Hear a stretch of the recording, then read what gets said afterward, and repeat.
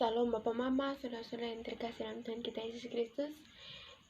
Pada hari ini, pembacaan kita terambil dari kitab Injil Lukas pasal 15, ayat yang ke-11 sampai ayat yang ke-32.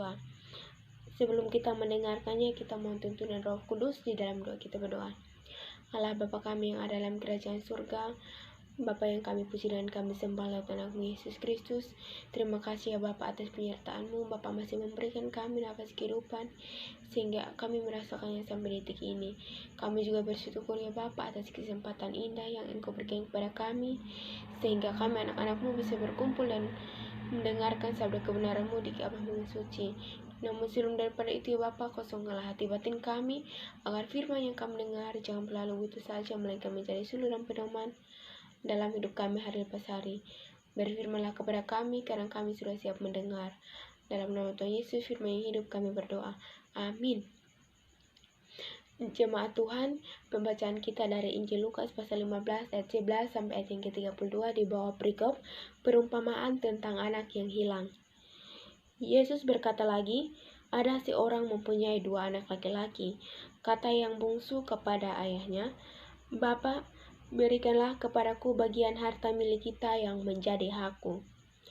Lalu ayahnya membagi-bagikan harta kekayaan itu di antara mereka. Beberapa hari kemudian, anak bungsu itu menjual seluruh bagiannya itu lalu pergi ke negeri yang jauh. Di sana ia memboroskan harta miliknya itu dengan hidup berfoya-foya. Setelah dihabiskannya semuanya, timbullah bencana kelaparan di dalam negeri itu dan ia pun mulai melarat. Lalu ia pergi dan bekerja pada seorang majikan di negeri itu. Orang itu menyuruhnya ke ladang untuk menjaga babinya. Lalu ia ingin mengisi perutnya dengan ampas yang menjadi makanan babi itu, tetapi tidak seorang pun yang memberikannya kepadanya. Lalu ia menyadari keberadaannya, katanya, "Betapa banyaknya orang upahan Bapakku yang berlimpah-limpah makanannya, tetapi aku di sini mati kelaparan. Aku akan bangkit dan pergi kepada Bapakku dan berkata kepadanya, Bapa, aku telah berdosa dan..." Saya ulangi, "Bapa, aku telah berdosa terhadap sorga dan terhadap Bapa. Aku tidak layak lagi disebutkan anak Bapa. Jadikanlah aku sebagai salah seorang upahan Bapa." Maka bangkitlah ia dan pergi kepada bapaknya. Ketika ia masih jauh, ayahnya telah melihatnya, lalu tergeraklah hatinya oleh belas kasihan. Ayahnya itu berlari mendapat dia, lalu merangkul dan mencium dia. Kata anak itu kepadanya, "Bapa, aku telah berdosa terhadap sorga dan terhadap Bapa. Aku tidak layak lagi disebutkan anak Bapa."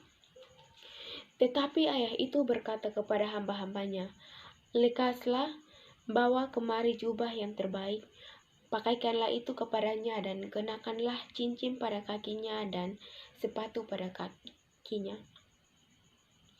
Dan ambillah anak lembu tambun itu, sembelihlah dia dan marilah kita makan dan bersukacita. Sebab anakku ini telah mati dan menjadi hidup kembali, ia telah hilang dan didapat kembali." Maka mulailah mereka bersukaria. Tetapi anak yang sulung berada di ladang, dan ketika ia pulang dan dekat ke rumah, ia mendengar bunyi seruling dan nyanyian tari-tarian. Lalu ia memanggil salah seorang hamba dan berkata kepadanya, "Apa arti semuanya itu?" Jawab hamba itu, "Adikmu telah kembali dan ayahmu telah menyembelih anak lembu tambun karena ia mendapatnya kembali dengan sehat." Maka marahlah anak sulung itu dan ia tidak mau masuk. Lalu ayahnya keluar dan berbicara dengan dia. Tetapi ia menjawab ayahnya, katanya, "Telah bertahun-tahun aku melayani Bapa dan belum pernah aku melanggar perintah Bapa, tetapi kepadaku belum pernah Bapa memberikan seekor anak kambing untuk bersukacita dengan sahabat-sahabatku. Tetapi baru saja datang anak Bapa yang telah memboroskan harta kekayaannya." Saya ulangi, tetapi baru saja datang anak Bapa yang telah memboroskan harta kekayaan Bapa bersama-sama dengan pelacur-pelacur. Maka Bapa menyembelih anak lembu tambun itu untuk dia. Kata ayahnya kepadanya, "Anakku, Engkau selalu bersama-sama dengan aku, dan segala kepunyaanku adalah kepunyaanmu. Kita patut bersukacita dan bergembira, karena adikmu telah mati dan menjadi hidup kembali. Ia telah hilang dan didapat kembali. Demikian jauh pembacaan firman Tuhan yang datang kepada kita, dan yang dikatakan berbahagia adalah setiap kita yang mendengar firman Tuhan, merenungkannya, lalu mau mempraktekkan dalam hidup kita hari lepas hari. Salam Bapak Mama. Dari bacaan kita hari ini, saya mengambil sebuah tema kecil, yaitu kasih membuat segala sesuatu menjadi indah. Kasih Bapak Mama. Kasih menurut Kamus Besar Bahasa Indonesia memiliki arti rasa cinta, rasa sayang, dan rasa suka. Nah, dari arti atau makna ini, apa hubungannya dengan bacaan kita pada hari ini? Bacaan kita Injil Lukas pasal 15 ayat 11-16 dengan berikut perumpamaan tentang anak yang hilang. Bapak Mama, saudara-saudara yang terkasih dalam Tuhan kita Yesus Kristus, di sini anak sulung menggambarkan orang-orang Farisi yang sombong dan merasa dirinya benar atau saleh. Sedangkan anak bungsu menggambarkan orang-orang berdosa yang telah bertobat dan mau berbalik kepada Tuhan.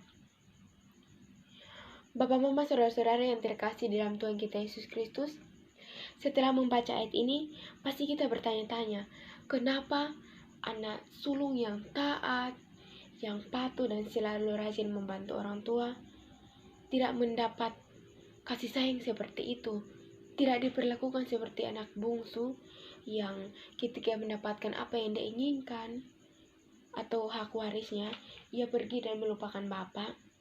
Tetapi setelah datang kesusahan atau setelah semuanya sudah habis, baru dia berbalik. Dan apa yang terjadi ketika ia berbalik? Bapaknya melakukan pesta. Pasti di antara kita dalam kehidupan sehari-hari, pasti kalau contohnya mama pergi ke pasar dan hanya membelikan hadiah untuk adik saja, pasti kita merasa, kenapa ya? Kenapa saya harus diperlakukan seperti ini? Apa bedanya saya dengan dia? Sedangkan setiap hari saya selalu bekerja membantu orang tua. Bapak Mama, saudara-saudari yang terkasih di dalam Tuhan kita Yesus Kristus, dalam bacaan hari ini menceritakan seorang bapak yang membagikan hartanya kepada kedua anak laki-lakinya. Kita tahu bahwa hukum orang Yahudi, setiap orang tua harus membagikan hak warisan anak-anaknya. Tentu saja hal ini tidak jauh berbeda dengan kehidupan kita sehari-hari.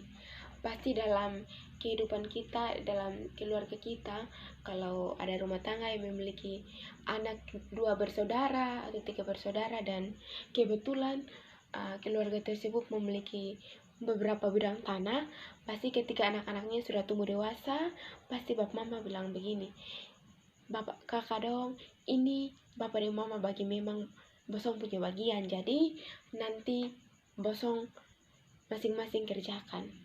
Pasti tidak jauh berbeda dengan yang dilakukan oleh orang-orang Yahudi. Bapak mama, saudara-saudara yang terkasih dalam Tuhan kita Yesus Kristus, dalam bacaan ini atau perumpamaan ini, Tuhan Yesus mengajarkan kita bahwa hidup dalam dosa dan mementingkan diri sendiri merupakan pemisahan dari kasih, persekutuan, dan kekuasaan Allah. Kasih, persekutuan, dan kekuasaan Allah. Namun dalam cerita ini, kita lihat bahwa bapak tersebut mencintai kedua anaknya tanpa syarat atau tanpa alasan apapun. Terhadap si bungsu, bapak berlari keluar untuk menyambut kedatangannya, dan terhadap si sulung, ia keluar dan merindukan keduanya menikmati berkat bersama-sama. Hal ini menggambarkan kasih karunia Allah bagi manusia yang sangat besar dan sangat luar biasa. Bapak mama, saudara-saudara yang terkasih dalam Tuhan kita Yesus Kristus, salah satu berkat yang sangat luar biasa dan yang sangat istimewa bagi kehidupan kita adalah berkat pengampunan, di mana Tuhan Yesus rela mati di kayu salib untuk mengampuni segala dosa perbuatan kita yang kita lakukan seperti yang dilakukan oleh anak bungsu. Asalkan kita mau bertobat dan berbalik. Tuhan ingin supaya kita hidup sesuai dengan apa yang diperintahkan kepadanya. Nah, Bapak Mama, saudara-saudari yang terkasih dalam Tuhan kita Yesus Kristus, sebagai manusia, kadang kita menjadi pemberontak dengan melakukan hal-hal yang buruk. Ada yang menjadi pemberontak karena melakukan hal-hal yang baik dan berbenggah di dalam perbuatan baik itu. Sedangkan ada yang berbuat baik karena ia merasa telah melakukan hal yang baik dan gagal membagikan kasih sayang kepada orang-orang lain. Bapak, Mama, saudara-saudara yang terkasih di dalam Tuhan kita Yesus Kristus, perumpamaan tentang anak yang hilang, seperti juga perumpamaan tentang domba yang hilang, dan perumpamaan tentang dirham yang hilang, selalu diakhiri dengan pesta besar ketika yang hilang itu ditemukan. Dan semua perumpamaan itu berbicara tentang orang-orang berdosa yang belum mengenal Kristus. Bahkan, ada sukacita yang besar di sorga oleh karena salah satu orang bertobat. Itu kita bisa lihat dalam Injil Lukas pasal 15 ayat yang ke-7. Itulah sebabnya, dalam ketiga perumpamaan tersebut selalu diakhiri dengan pesta besar. Bapak, Mama, saudara-saudara yang terkasih dalam Tuhan kita Yesus Kristus, dalam kehidupan kita sehari-hari, pasti kita menemukan bahwa orang yang dulunya hidup dalam dosa, orang yang dulunya hidupnya tidak sesuai dengan kehendak Tuhan, atau yang paling sederhananya orang yang dulunya suka mabok, atau suka alpa gereja, tetapi ketika dia berubah, pasti kita merasa ada yang berbeda.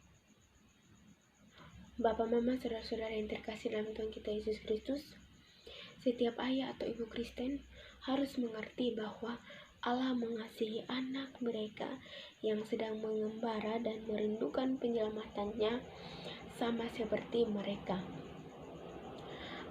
Karena itu berdoa dan percayalah kepada Allah untuk mencari anak itu sampai ia kembali kepada Bapa Surgawi. Allah mempunyai belas kasihan bagi yang hilang oleh karena keadaan mereka yang menyedihkan.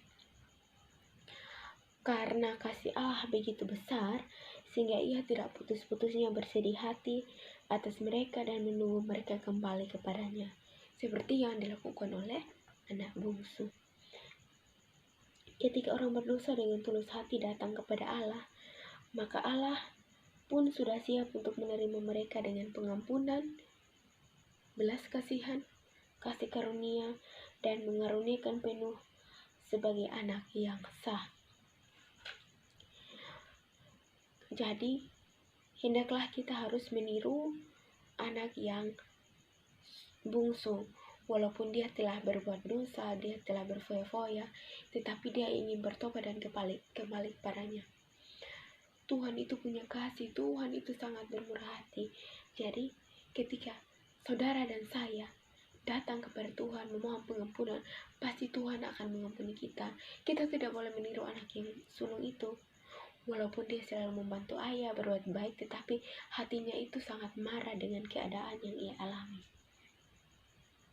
Karena itu, Bapak, Mama, saudara-saudara yang terkasih, di akhir renungan ini saya mengajak kita semua untuk marilah kita bertobat dan berbalik kepada Tuhan, karena kasih Tuhan membuat segala sesuatu menjadi indah. Amin untuk kebenaran firman Tuhan. Salam.